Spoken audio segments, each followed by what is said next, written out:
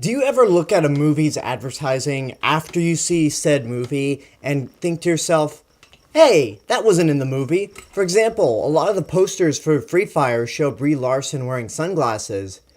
Not once does this movie have her in sunglasses, nor does it even take place in the daytime.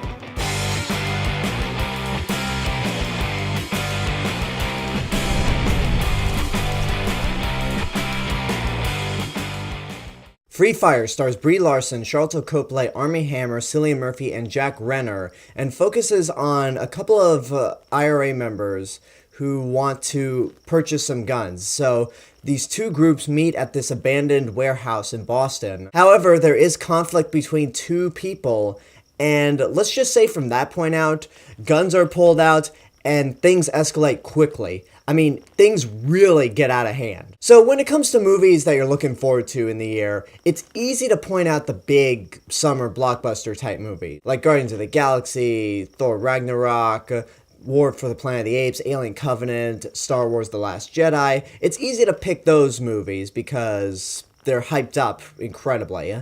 But in terms of the smaller movies out there, Free Fire is actually one of my more anticipated movies of the year. I saw the trailer just once and I thought, wow, this is really cool, stylistic, it has Brie Larson in it.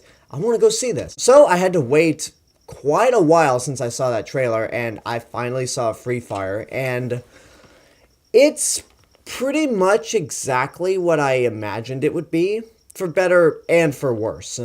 I mean, this right here is a very straightforward shoot-'em-up action movie. It doesn't do anything that special, but it is very creative in its own way. For one thing, it's a bottle movie. It takes place in one location, an abandoned warehouse. And because the characters are set in one location, the filmmakers have to get really creative with how to do these action scenes. Because in an abandoned warehouse where there's not a whole lot of cover, how do they really hide? How do they shoot each other? All of this is done in a very creative manner. And another cool thing is that a lot of the movie doesn't feature a score or even music altogether. So with a lack of music and only the sound of bullet shots, it makes the movie feel a little more gritty and realistic. And also the action scenes are not glamorous at all. Like I said, gritty and dirty come to mind. And I also really do love the look of this movie. This movie's set in the 70s, and the only two identifications to let you know that it's the 70s is just the overall look and the way it's filmed and the cinematography and the costumes.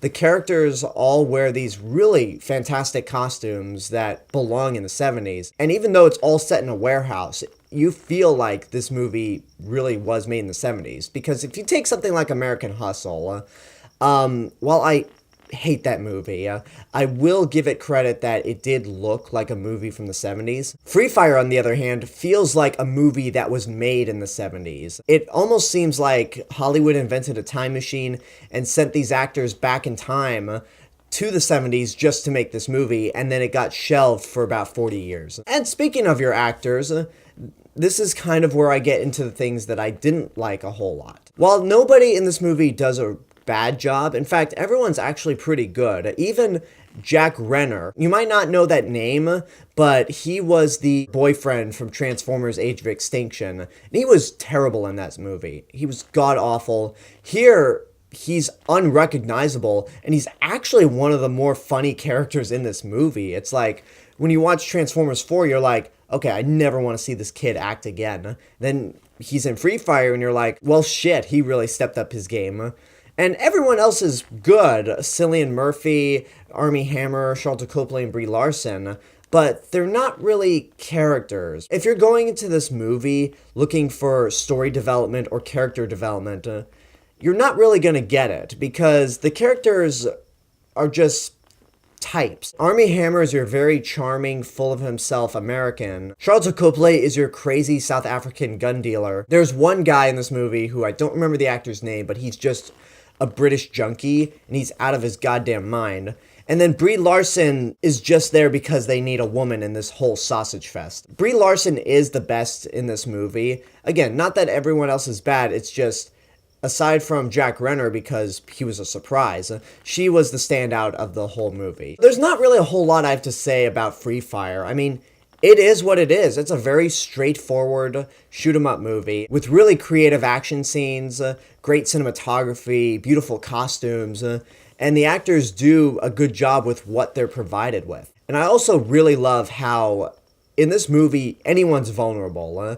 Anybody could be taken out at the snap of a finger, and no one is really safe. So I would definitely recommend this movie and say it's good, but it's not too great. If you're looking for a movie with like story or character development, then you're probably not going to find it here. However, if you are looking for a more unique action movie than some of the big budget ones out there, then I definitely say check out Free Fire. It's very creative and restricted, which makes it a little more impressive.